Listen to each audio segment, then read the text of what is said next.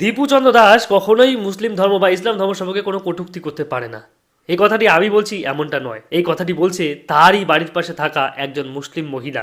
একবার কথাটি শুনুন বা ভিডিওটি দীপু দেখুন একবার। দীপু সম্পর্কে একটু আপনার নাম কি? আমার নাম মোসাম্মদ পারভিন আক্তার। আপনার বাসা কোথায়? আমার বাসায় ওই দীপুদের বাসা তো পাশে না? হ্যাঁ। শুনুন ভালো করে। দীপুকে কি মানে কত বছর থেকে আপনি চেনেন? আমি তো পরে আমার বিয়ের পর থেকে চিনি। আমার তো এনে বিয়ে হয়েছে স্বামীর বাড়ি। দিব তো আমার বিয়ে হয়েছে বলা শুধু ওকে অত বড় না যে এই ছেলের আল্লাহ নিয়ে পাইছি কি একটুক শুধু। আপনার বিয়ে হয়েছে কত বছর ধরে? এটা 16 বছর। 16 বছর ধরে তো আপনি তাকে চেনেন, জানেন। দীপু কি ইসলাম বিদ্বেষী ছিল বা কেমন লোক ছিল একটু বলেন তো। দীপু অনকের আমার এই ছেলেটা যখন বড্ডা ছেলে কু মাথায় সাথে আইলে ও তোমার আব্বু কি জিজ্ঞেস করতো কসো আমি শুনতাম এমনি আর কি কসব্বা আমাকে খালি বলতেছে ভাইয়া তুমি চোরা বলো, আমি শুনি, আমাকে এটাই বলতো।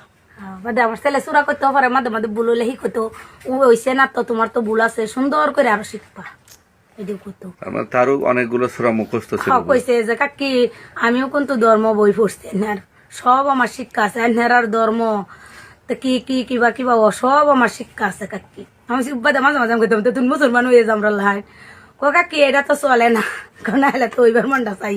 মাঝে মাঝে আমার এনতে তরকারি খাইছে ভাত খাইছে এরা কিন্তু আগে কষ্ট করছি বিরাট। না কিন্তু ওকে যে বিষয় নিয়ে হত্যা করা হলো যে সে ধর্ম বিদ্বেষী, না না না এটা এটাকে আপনি বিশ্বাস করেন? না আমার বিশ্বাস হয় না হন দাহাসর হি কি করছে না করছে এটা তোর জানি না। গ্রামও কিন্তু এরম ছেলেই না এমনি গ্রামও ভালো ছেলে একের ছেলে একটা মোসারের মধ্যে পশ্চিমের মধ্যে এরম একটা বুট্টুর 3টা ছেলের মতো। দেখলেন তো ভিডিওটি? এই এলাকাতে এবার এরম ভাবুন ছেলে। যে এই দীপু চন্দ্র দাসকে কিভাবে ওরা পরিকল্পিতভাবে হত্যা করেছে, পরিকল্পিতভাবে ব্যক্তিগত শত্রুতা এবং ইসলামের দোহাই দিয়ে তারা ওই ছেলেটিকে মেরেছে, জলজান্ত ছেলেটিকে, পরিবারের একমাত্র অর্জন ছেলেটিকে। তার ছোট্ট একটা বাচ্চা আছে, সেই বাচ্চাটির কাছে কে দেখবে? তার বউটাকে কে দেখবে? কে দেখবে তার ওই বুড়ো বাবা মাকে, তার ওই বৃদ্ধ বাবা মাকে কে দেখবে? বলতে পারেন? জবাব দিতে পারবে? ওই বাংলাদেশের ওই তৌহিদি জনতা যারা আবেগের বসে, যারা তাদের নবীজির বসে এই সমস্ত কাজকর্ম করছে, লজ্জা করে না? নির্লজ্জ বেহায়া, একবারের জন্য লজ্জা করে না? এই হচ্ছে সমাজ, এই হচ্ছে শিক্ষা, এই হচ্ছে ধর্ম। ছি ছি ছি ছি, শুধু ধিক্কার, যারা আর কিচ্ছু বলতে পারছি না। ধিক্কার ধিক্কার ধিক্কার।